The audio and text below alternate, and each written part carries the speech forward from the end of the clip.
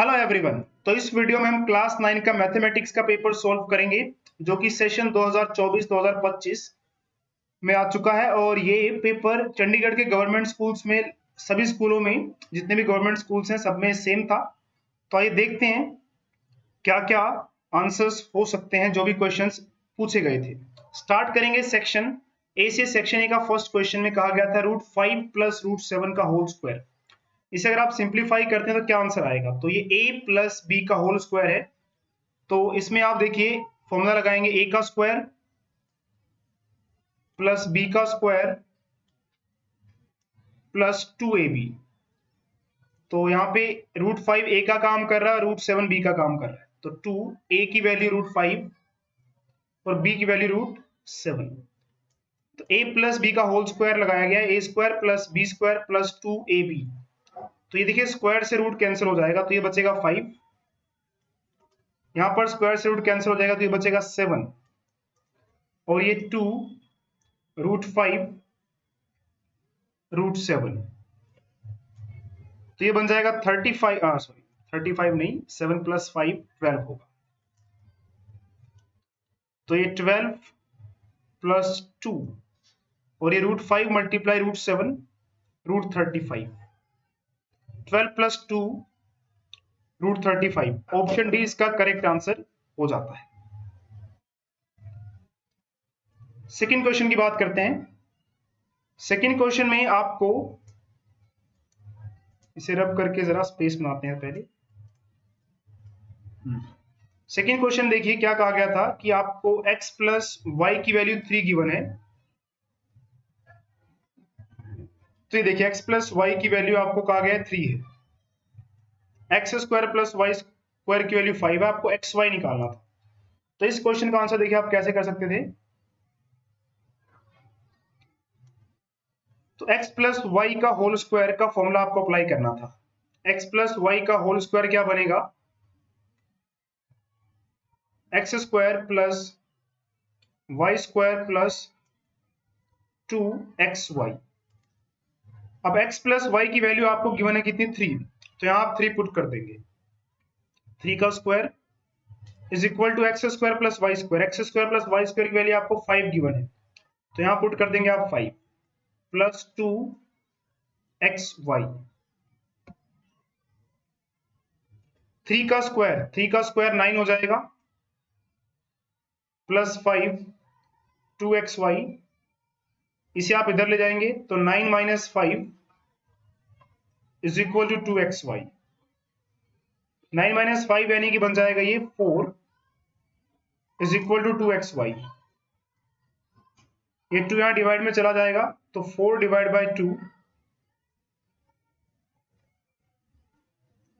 तो 2 xy is equal to 2 आ जाएगा आपका आंसर। तो सी ऑप्शन इसका करेक्ट आंसर हो जाता है। बात करते हैं क्वेश्चन नंबर 3 की।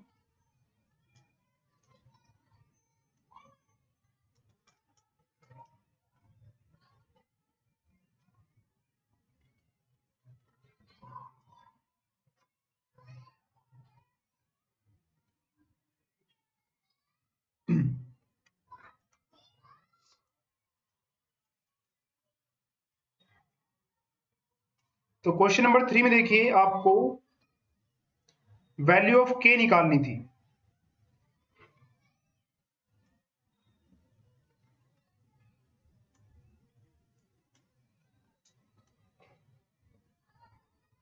तो वैल्यू ऑफ k कहा गया था, बताइए कितना होगा? x - 1 फैक्टर है इसका। x - 1 अगर इसका फैक्टर है तो x - 1 इज इक्वल टू 0। यहां से आपको x की वैल्यू मिल जाएगी, ये -1 यहां चला जाएगा तो 0 + 1 यानी कि x की वैल्यू 1 बन जाएगी। x की वैल्यू आपको यहां पुट करनी थी 4x³ + 3x² - 4x + k is equal to, अब हम 0 कर, चलिए नेक्स्ट स्टेप में करेंगे जब हम इसमें 1 पुट करेंगे। तो आपको x - 1 इसका फैक्टर कहा गया था, मतलब x की वैल्यू आप यहां 1 पुट करेंगे। तो 1 पुट कीजिए फटाफट से।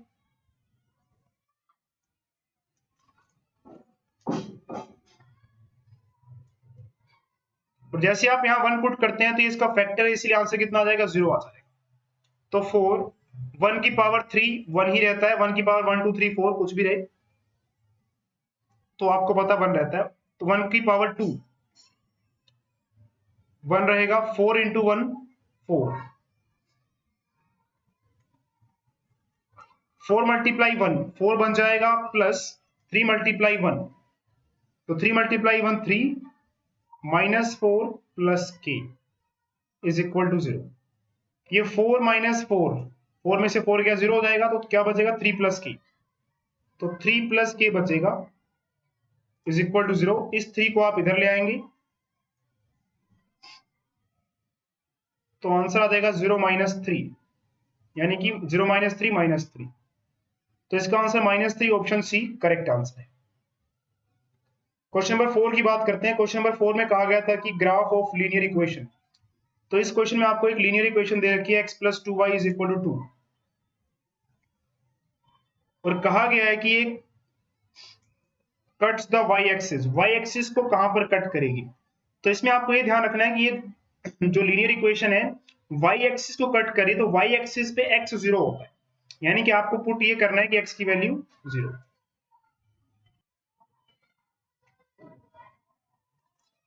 तो ये इक्वेशन y एक्सिस को कट कर रही है, और y एक्सिस को कट करने का मतलब वहां पर x 0 है, ठीक है।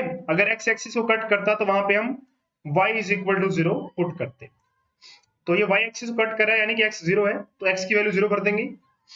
0 plus 2y is equal to 0, 2y is equal to, यहाँ पे 2 है 0 नहीं है, 2y इज इक्वल टू 2, तो y is equal to 2 upon 2, इसका आंसर 1 आ जाएगा, यानी कि x 0, क्योंकि y एक्सिस है तो x 0 रहेगा और y की वैल्यू 1 आई है, तो आंसर आ जाएगा 0,1, option C. The linear equation 3x minus y is equal to x minus 1, तो इसके कितने सॉल्यूशंस होंगे ये आपको बताना है। देखिए 3x minus y is equal to x minus 1 है, इस x को आप यहां ले जाएंगे, 3x minus x minus y is equal to minus 1, तो 3x में से 1x माइनस कर देंगे आप, 3x में से 1x माइनस करते ही 2x आ जाएगा, तो 2x minus y is equal to minus 1। अब इसमें आप x की वैल्यू 0 भरेंगे तो y की वैल्यू 1 आ जाएगी, x की वैल्यू 1 भरेंगे मतलब x की अलग अलग वैल्यूज भरेंगे तो y के अलग अलग आंसर्स आते रहेंगे। तो इसके कितने आंसर्स हो जाएंगे, बहुत सारे, इनफाइनाइटली मैनी सॉल्यूशंस।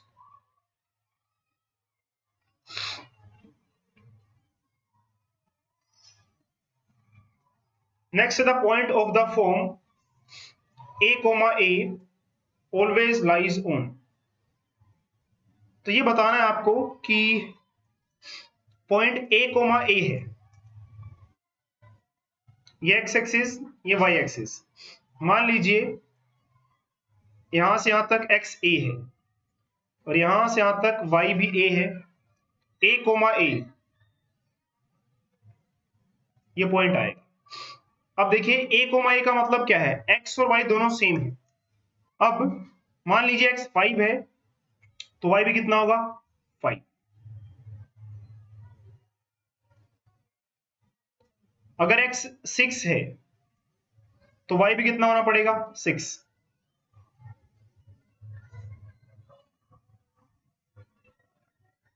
तो ग्राफ आप देखेंगे ऐसे ही चलता रहेगा बिल्कुल सीधा ऊपर की तरफ,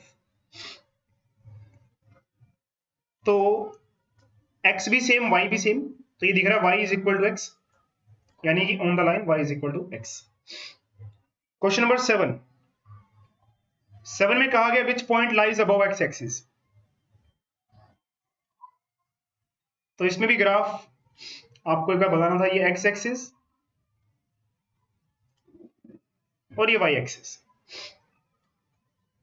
अबव x एक्सिस लाई करना चाहिए। अबव x एक्सिस का मतलब क्या, देखिए यहां पे कहीं पॉइंट होना चाहिए या फिर यहां पे कहीं होना चाहिए, x एक्सिस से ऊपर होना चाहिए।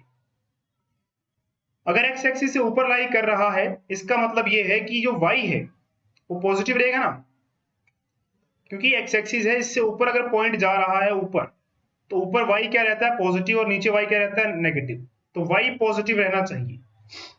जैसे ये वाला पॉइंट है, तो इस पॉइंट को आप देखें, इस पॉइंट में x पॉजिटिव रहेगा और y भी पॉजिटिव रहेगा। और इस पॉइंट के लिए अगर हम बात करें x डैश है, तो इस पॉइंट के लिए x नेगेटिव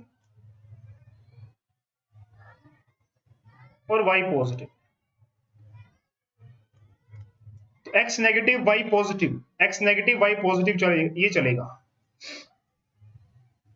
या फिर दोनों पॉजिटिव हों, पर दोनों पॉजिटिव नहीं है, ये 2,0, 0 को हम पॉजिटिव नेगेटिव में इंक्लूड करते हैं, अलग ही रहता है, तो बी नहीं होगा इसका आंसर।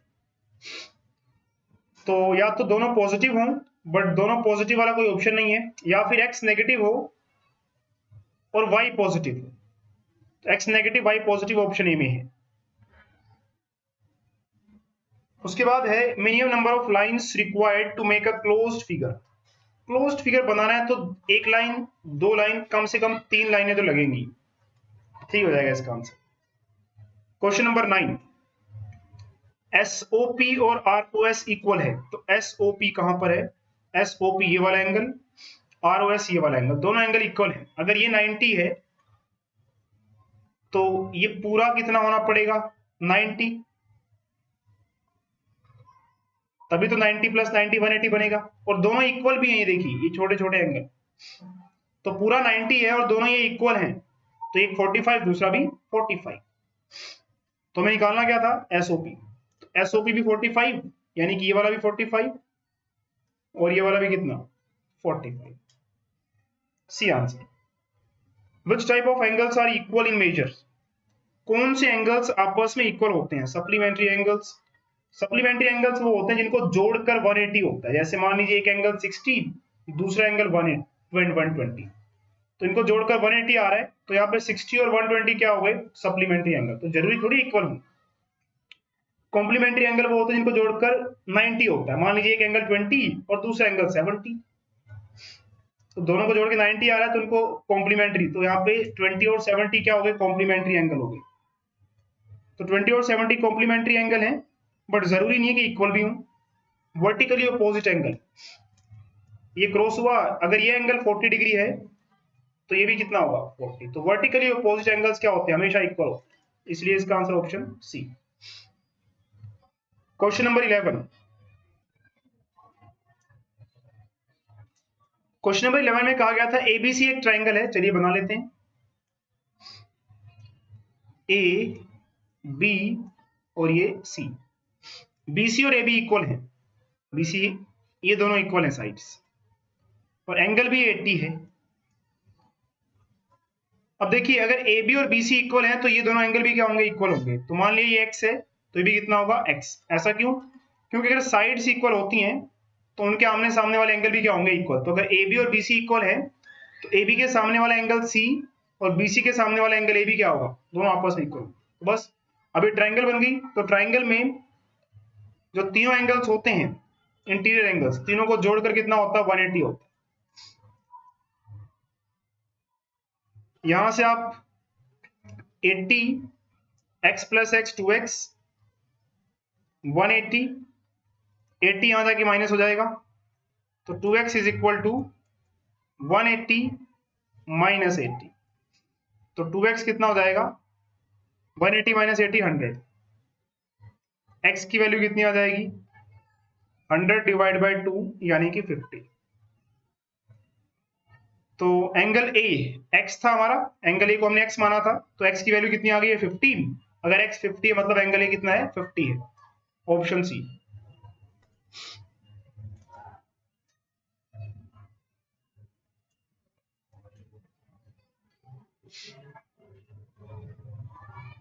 अब बात करेंगे क्वेश्चन नंबर 12 की।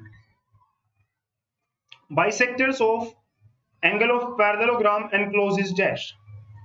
अगर आप एक पैरेललोग्राम बनाते हैं, ये आपका क्वेश्चन भी है बुक में, और इसके डायगोनल्स, अरे एंगल के बाइसेक्टर्स, इनको अगर आप ज्वाइन करते हैं ना तो एक पैरेललोग्राम बनता है। रुकिए मैं बना के दिखाता हूं। तो इसका आंसर आएगा रेक्टेंगल।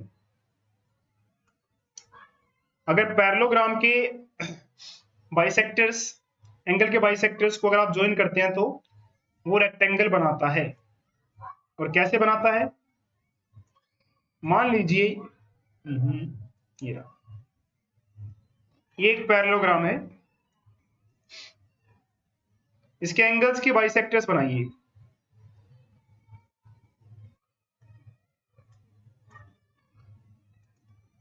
कुछ ऐसे बनेंगे, देखिए ये बन गया वो रेक्टेंगल। अभी मैंने पूरा स्केल से नहीं बनाया तो इसलिए रेक्टेंगल लग नहीं रहा, लेकिन रेक्टेंगल बनता है। क्वेश्चन नंबर 30 में चलते हैं। 30 में कहा गया था कि a code of length 14 centimetre is at a distance of 6 centimetre. ये क्वेश्चन था थोड़ा सोल्व करने वाला। सर्कल में से एक आधा क्वेश्चन तो ऐसा एग्जाम में आ ही जाता है जो मतलब बुक का नहीं है, और इसमें आपको सोचना पड़ जाता है। बुक में भी मुझे लगता है ऐसे क्वेश्चंस बहुत सारे होने चाहिए, एनसीईआरटी बुक में क्वेश्चंस कम होते हैं प्रैक्टिस करने के लिए। चलिए जैसा भी है। तो क्या बात चल रही थी? A chord of length 14 centimeter is at a distance of 6 centimeter from the center of a circle। तो एक सर्कल बनाना पड़ेगा इसके लिए। यहां सॉल्व करते हैं, यहाँ पे काफी स्पेस है। एक सर्कल हमें गिवन है क्वेश्चन में, इसकी एक कोड बनाई गई है। कोड कितनी है? 14 सेंटीमीटर है, और सेंटर से इसका डिस्टेंस 6 है। ये सेंटर हो गया, सेंटर से इस कोड का डिस्टेंस 6 है, और ये 14 है, तो आपको पता है कि यहां से ये बाइसेक्ट हो जाएगी तो ये 7 बन जाएगा, और ये परपेंडिकुलर है 90 डिग्री। तो पहले आप ये निकाल लेंगे, ये O, ये A, ये B। पाइथागोरस थ्योरम लगाएं, हाइपोटेन्यूज का square is equal to P square plus B square. Hypotenuse हमारा AO है, AO का स्क्वायर इज इक्वल टू 7 का स्क्वायर प्लस 6 का स्क्वायर। तो ये बन जाएगा 49 प्लस 36। तो 49 प्लस 36, इसको प्लस करना पड़ेगा, ये बनेगा 1585। AO का स्क्वायर की वैल्यू 85 आ गई हमारे पास। अब क्या कहता है ये इसी क्वेश्चन में, अब डिस्टेंस 2 सेंटीमीटर कर दिया। अब देखिए यहाँ पे मान लीजिए एक और कोड बनाते हैं हम, यहाँ पे कहाँ बनाए, यहाँ बनाते हैं। इस बार सेंटर से इसका डिस्टेंस 2 कर दिया उसने, यानी कि डिस्टेंस 2 है। अब देखिए सेंटर से ये जो है ये तो रेडियस है, रेडियस हम निकाल चुके हैं। AO हमारा 85 आया है, AO का स्क्वायर सॉरी 85 आया है। अब हमें ये निकालना है, ये चीज, ये x मान लेते हैं। तो इस ट्रायंगल को थोड़ा सा बड़ा करते हैं हम। ये O पॉइंट है,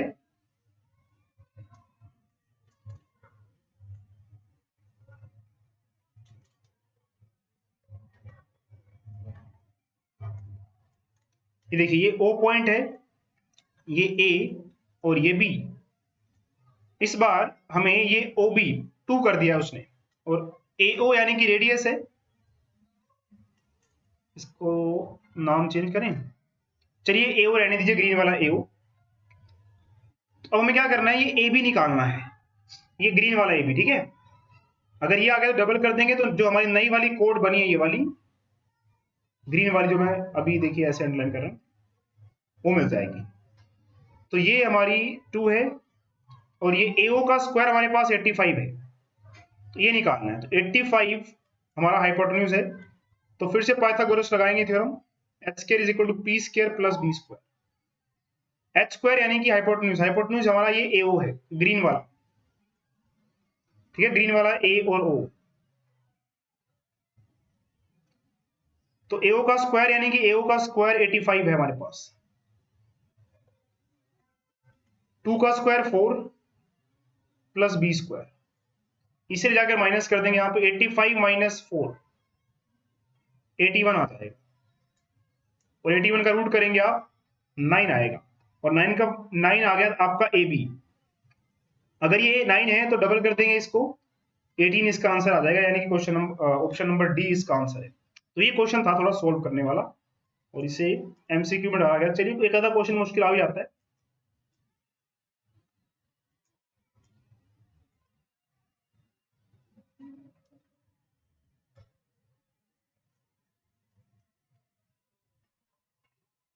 बात करते हैं क्वेश्चन नंबर 14 की। तो इसमें ए बी और सी डी दो कोड्स हैं और राइट एंगल पे ये बाइसेक्ट कर रही है, बाइसेक्ट नहीं इंटरसेक्ट कर रही है।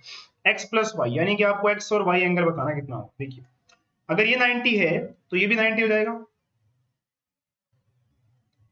उसके बाद वर्टिकली अपोजिट एंगल करें अगर आप तो ये भी 90 हो जाएगा। ये ऐसे देख लीजिए लीनियर पेयर है। अब आप क्या कर सकते हैं, अब ये बीसीए कार के देखिए, तो बीसी ने एंगल ए बनाया और बीसी ने ही एंगल डी बनाया, तो इसलिए जो एंगल ए है और एंगल डी है दोनों क्या हो जाएंगे, इक्वल। ये आपकी थ्योरम है। अब आइए ट्राइंगल ये वाली में, डी बी, इसको नाम देते हैं एम।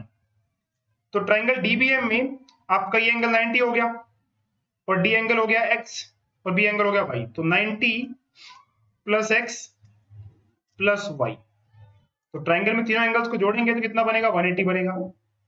ये 90 यहां जाके माइनस हो जाएगा। x plus y is equal to 180 minus 90। x plus Y की वैल्यू कितनी आ गई, 90 आ गई। देखिए नेक्स्ट है क्वेश्चन नंबर 15। एक स्फीयर गिवन है और इसका सरफेस एरिया गिवन है, आपको रेडियस बताना। तो स्फीयर का सरफेस एरिया का फॉर्मूला 4 पाई आर स्क्वायर, वो आपको गिवन है कितना, 154 सेंटीमीटर स्क्वायर। तो 4 पाई की value 22/7 into R square is equal to 154।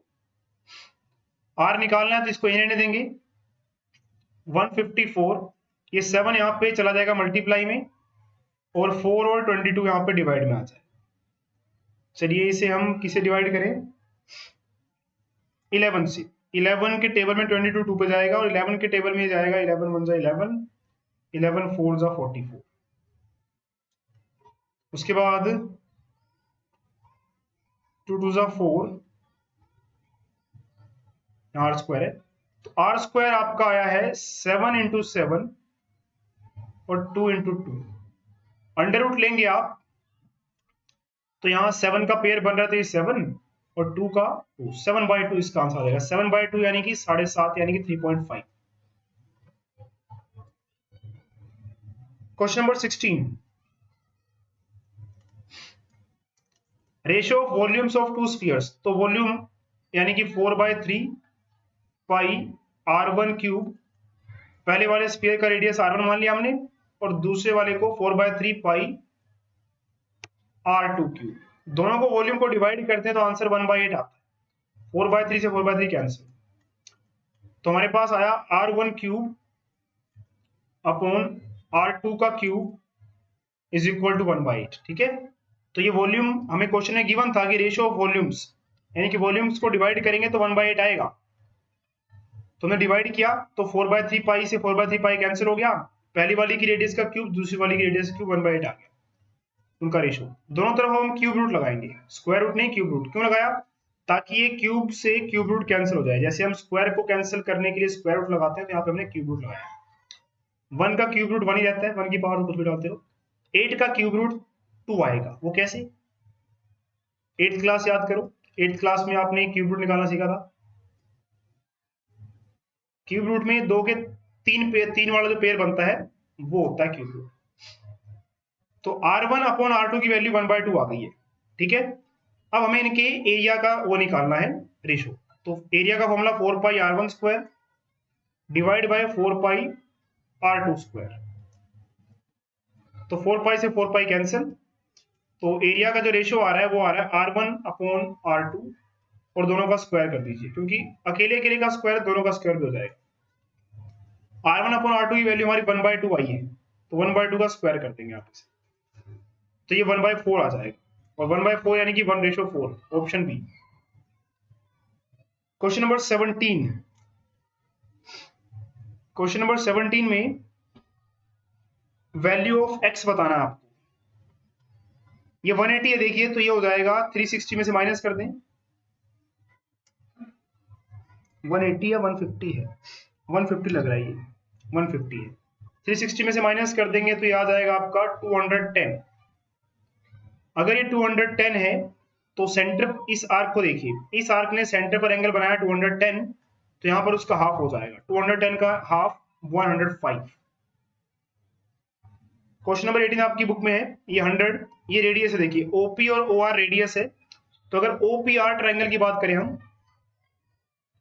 ये ओ, ये पी और ये आर, ओपी और ओआर रेडियस है। अगर रेडियस है तो इक्वल है, अगर ये इक्वल है तो एंगल भी क्या होंगे, इक्वल होंगे। दोनों को हमने एक्स मान लिया। अब इस आर्क को देखिए जरा, ये पी आर आर्क, इस पी आर आर्क ने यहां पर एंगल बनाया है 100, तो सेंटर पर कितना एंगल होगा, इसका डबल, यानी कि ये हो गया 200। अगर ये 200 है तो ये अंदर वाला एंगल कितना हो जाएगा, 360 में से 200 को माइनस करेंगे 160, यानी कि ये वाला एंगल आ गया 160 डिग्री। अब ये ट्रायंगल बन रही है ओपीआर, इसमें तीन एंगल आपके पास, ये एक्स और ये 160। X plus 160 plus X is equal to 180 कर देंगे आप। बस इसे सोल्व करते हैं अगर आप, तो 2x plus 160 is equal to 180। ये 160 याद आगे माइनस हो जाएगा, तो 2x is equal to 180 minus 160, 20। तो x की वैल्यू 20/2, 10। x हमारा कौन सा एंगल था, ओपीआर एंगल था ना, ओपीआर, ये वाला एंगल हमारा x है, तो इसका आंसर 10। असर्शन रीजन पे चलते हैं। Question number 19, diagonals of parallelogram अगर इक्वल है तो एंगल एबीसी 90 डिग्री हो जाएगा। जी अगर आपके पास एक पैरेललोग्राम है, अगर उनकी डायगोनल्स इक्वल हैं, मान लीजिए एक एबीसीडी नाम का एक पैरेललोग्राम था, ए बी सी और ये डी, इसकी डायगोनल्स इक्वल है, तो आप ए सी डी इस ट्रायंगल को और बी सी डी इस ट्रायंगल को कॉन्ग्रुएंट प्रूव कर सकते हैं आसानी से। डायगोनल्स इक्वल है तो A C is equal to B D, A D is equal to B C, opposite sides of parallelogram equal और डी सी कॉमन। अगर ये कॉन्ग्रुएंट है तो एंगल डी और एंगल सी इक्वल होंगे by C P C T, और इनको जोड़कर 180 भी होता है। तो अगर ये x है तो ये भी x CPCT से, और दोनों को जोड़कर 180 होगा, तो यहां से x की वैल्यू कितनी आ जाएगी, 90 आ जाएगी। तो सारे एंगल्स इसी तरह से कितने बन जाएंगे, 90 बन जाएंगे। और डायगोनल्स अगर पैरेललोग्राम की इक्वल होती है तो ये रेक्टेंगल बन जाता है। जी हाँ, ये भी सही है। तो अगर डायगोनल्स ऑफ पैरेललोग्राम इक्वल है तो एंगल सारे 90 डिग्री हो जाएंगे, और इसका रीजन ये है कि डायगोनल्स अगर इक्वल होती है तो ये रेक्टेंगल बन जाता है, इसीलिए एंगल 90 डिग्री हो जाते हैं। तो इसका असर्शन भी ठीक, रीजन भी ठीक, और रीजन इसका करेक्ट आंसर है, तो ऑप्शन ए। क्वेश्चन नंबर कौन सा है, 20 में कहा गया है कि ये वाला एंगल आपका 80 के आसपास है, 50 है सॉरी, ये एंगल 50 है, और ये लाइन जो है और ये बाइसेक्टर है इसके एंगल के, पर ये एंगल हमें पता नहीं है बी और सी कितने हैं। तो ये एंगल बी ओ सी कहा गया 115, पर नहीं हो सकता सोल्व होके बिना, जब तक ये बताया ना जाए या फिर ये इक्वल है ऐसा कुछ, तो 115 तो नहीं होगा। इसका रीजन ही गलत, असर्शन गलत लग रहा है मुझे। असर्शन गलत है तो असर्शन गलत होता तो ऑप्शन डी आता आंसर।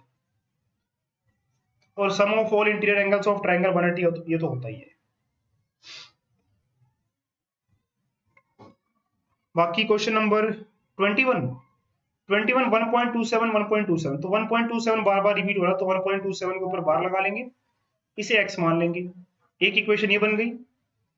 अब इसे 100 से मल्टीप्लाई कर देंगे दोनों तरफ।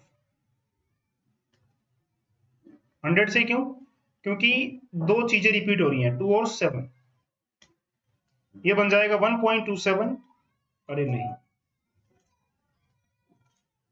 अब देखिए 1.27 के ऊपर बार है, इसका मतलब क्या, 1.27 1.27 1.27 चलता ही जा रहा है। तो इस ये 1.27, उसके बाद 27, फिर 27, फिर 27, तो रिपीट हो रहा है, इसलिए इसके ऊपर हमने बार लगा दिया है। Into 100 is equal to 100x। अब जब आप इस 100 को इस 1.27 से मल्टीप्लाई करेंगे तो होगा क्या, ये पॉइंट दो अक्षर इधर आ जाएगा, क्योंकि यहाँ पे 2 0 है, तो ये बन जाएगा 127.27 के ऊपर bar is equal to 100x। ये आपकी सेकेंड इक्वेशन। अब इन दोनों को माइनस कर देते हैं, तो 1.27 इज इक्वल टू x, ये कौन सी है, फर्स्ट इक्वेशन है। माइनस करते हैं दोनों को, माइनस करते ही देखिए 0 0 126 और यहाँ पे 100 माइनस एक्स 99x, x की वैल्यू आ जाएगी 126 अपॉन 99। आगे कटेगा क्या? हाँ 3 से कट कर दीजिए इसे, 3 से ये कट करते हैं आप तो 33 42, अभी भी 3 से कैंसिल होगा, 11 14 अपॉन 11 इसका आंसर आ जाएगा। नेक्स्ट क्वेश्चन था आपका 3 की पावर ये, ठीक है।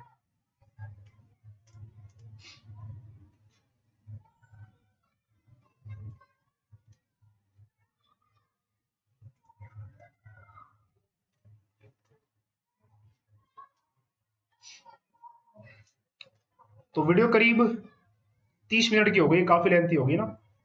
तो एक काम करते हैं हम, जो ये छोटे छोटे क्वेश्चंस हैं सेक्शन बी तक के, ये सॉल्व कर लेंगे। बाकी क्वेश्चंस मैं सॉल्व करके इसकी पीडीएफ बना लूंगा और उसका लिंक आपको डिस्क्रिप्शन बॉक्स में दे देता हूँ, वहां से आप सारे सॉल्यूशंस देख सकते हैं। ऐसे आप भी बोर हो गए होंगे, कब से हम लगे हुए हैं ना। तो बाकी जो बड़े बड़े क्वेश्चंस हैं, कुछ क्वेश्चन तो डायरेक्टली आपकी बुक में भी हैं,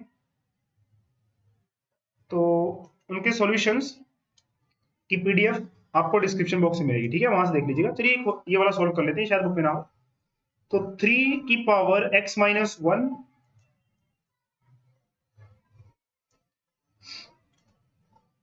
और 5 की power 2y minus 1 is equal to 2 to 5 है। तो एक काम करना था इसमें, 2 to 5 को पहले ऐसे फैक्टर्स बना लेने थे। 5 4 जा 20, 5 9 जा 45, फिर 5 से डिवाइड करते हैं। तो 2 to 5 का मतलब 2 बार 5 और 2 बार 3, यानी कि 2 to 5 को हम लिख सकते हैं 5 की पावर 2 और 2 की पावर 2। अब देखिए ये चीज 2 to 5 के इक्वल थी, तो 2 to 5 का मतलब 5 की पावर 2 और 2 की पावर 2। तो 5 की पावर 2 और यहाँ 5 की पावर कितनी है? 2y माइनस 1 है। तो बस दोनों की पावर इक्वल कर दीजिए। यहाँ पे 5 की पावर 2y माइनस 1 है और यहाँ 5 की पावर 2 है, तो 2y minus 1 is equal to 2। यहां से इसको सोल्व कर लीजिए, ये माइनस 1 आ जाके प्लस हो जाएगा, 2y is equal to 3, y is equal to 3/2। ऐसे ही देखिए 3 की पावर x माइनस 1 है और यहाँ पे सॉरी ये 3 है ना, 3 की पावर 2 है, तो x minus 1 is equal to 2 कर देंगे हम। x minus 1 is equal to 2 कीजिए, x minus 1 is equal to 2, तो ये माइनस 1 आगे प्लस हो जाएगा, तो आंसर आएगा 2 + 1 यानी कि 3। x 3 और y की वैल्यू 3/2, ये आपका 21 का आंसर है। Question number 22,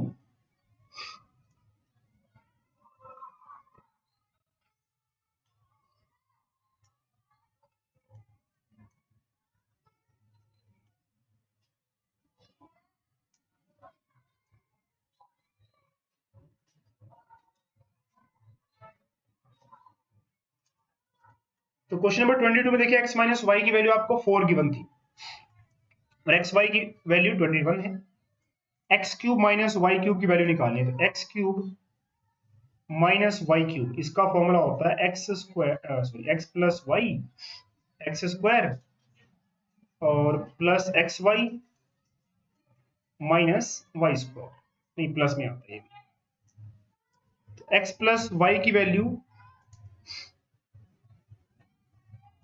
x minus Y की वैल्यू 4 है। मैंने फॉर्मूला गलत लगा दिया है, हाँ गलत लगा, यहाँ माइनस आता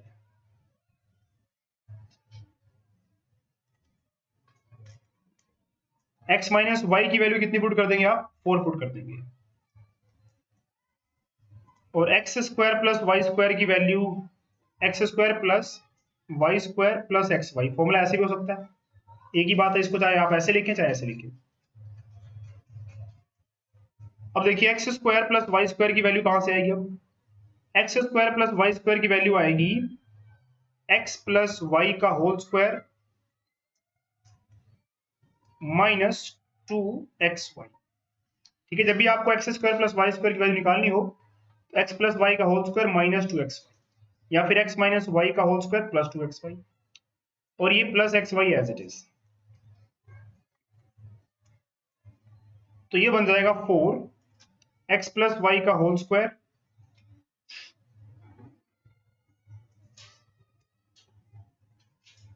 माइनस 2xy प्लस 1xy, तो माइनस 1xy। अब देखिए यहाँ पे वैल्यूज बनते हैं। x प्लस वाई की वैल्यू गिवन थी हमें 4, तो यहाँ 4 भर देंगे, इसका स्क्वायर कर देंगे, माइनस एक्स वाई की वैल्यू हमें गिवन थी, कहाँ गई, 21। तो इसका आंसर देखिए 4 का स्क्वायर 16 माइनस 21, 4, और ये बन जाएगा -5, क्योंकि यहाँ पे आपको विजिबल नहीं होगा, ऊपर करते हैं। अब ठीक है,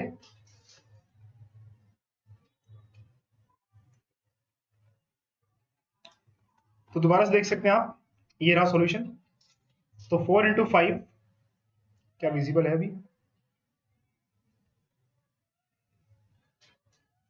4 × 5 -20 बन जाएगा, तो इसका आंसर -20 आ जाएगा। उसके बाद देखिए question number 23, AC is equal to BD है, ये A और ये C और ये BD, तो AC is equal to BD, खैर ये आपका वो यूक्लिड वाला चैप्टर जो है उसमें से है। AB is equal to CD है, इसमें से माइनस वगैरह करके आप कर सकते थे।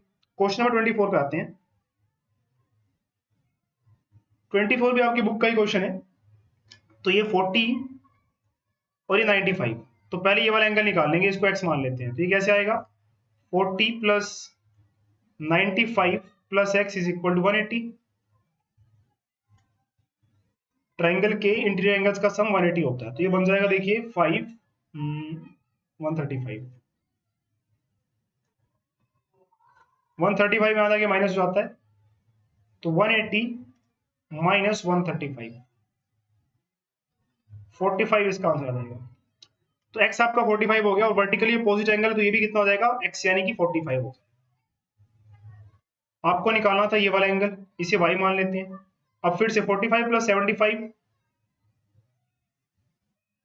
Plus y is equal to 180।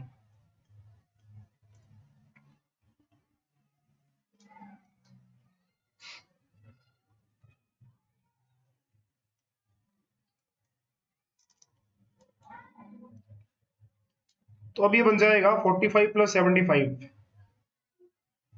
120 plus y is equal to 180। तो इसे सॉल्व करेंगे तो y इज इक्वल टू आपका आ जाएगा 60 डिग्री।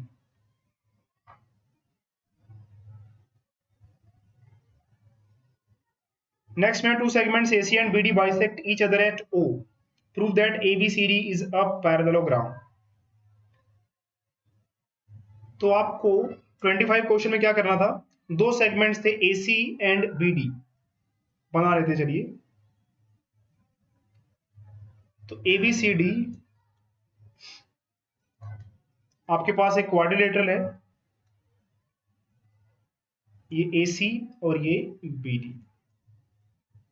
तो AC और BD बाइसेक्ट करते हैं एट O पॉइंट पे, यानी कि AO is equal to OC हो गया, क्योंकि BD ने AC को बाइसेक्ट कर रखा है और AC ने BD को बाइसेक्ट कर रखा है। तो कुल मिला के AO is equal to OC हो गया और OB is equal to OD हो गया। तो आप दो ट्राइंगल्स उठाएंगे, AOD और BOC, ये इसके इक्वल, ये इसके इक्वल, क्योंकि बाइसेक्ट कर रहे हैं एक दूसरे को, तो इक्वल हो, और ये वर्टिकली अपोजिट एंगल। ऐसे ऐसे दोनों ट्राइंगल्स कॉन्ग्रुएंट प्रूव हो जाती हैं। अगर ये कॉन्ग्रुएंट प्रूव हो जाती हैं तो AD इज इक्वल टू आप कह सकते हैं BC है, बाय सिंप्लिसिटी। तो AD is equal to BC। इसी तरह से अगर आप AOB ट्राइंगल और DOC ट्राइंगल की बात करते तो ये दोनों ट्राइंगल्स कॉन्ग्रुएंट प्रूव कर सकते थे, और फिर CPCT से DC इज इक्वल टू क्या हो जाता, AB। तो इसी तरह से DC इज इक्वल टू क्या बन जाता, AB। तो बाय CPCT ये भी क्या हो जाता, इक्वल हो जाता। ठीक है, तो अगर आपको इस क्वेश्चन का पूरा एग्जैक्ट सॉल्यूशन चाहिए तो कमेंट कीजिएगा वीडियो के कमेंट सेक्शन में, तो पूरा एग्जैक्ट सही से सॉल्यूशन बता दिया जाएगा, अगर आपको लगता है कि इसमें आपको समझ नहीं आया तो।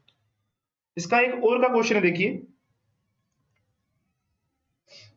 तो ये रहा ABCD एक पैरेललोग्राम गिवन है, XY मिड पॉइंट्स हैं साइड्स AB एंड DC के। ठीक है चलिए, तो अगर ये मिड पॉइंट देखिए तो अगर ये DC और AB इक्वल है तो ये बीच वाला पॉइंट है, तो YC और AX भी इक्वल होंगे।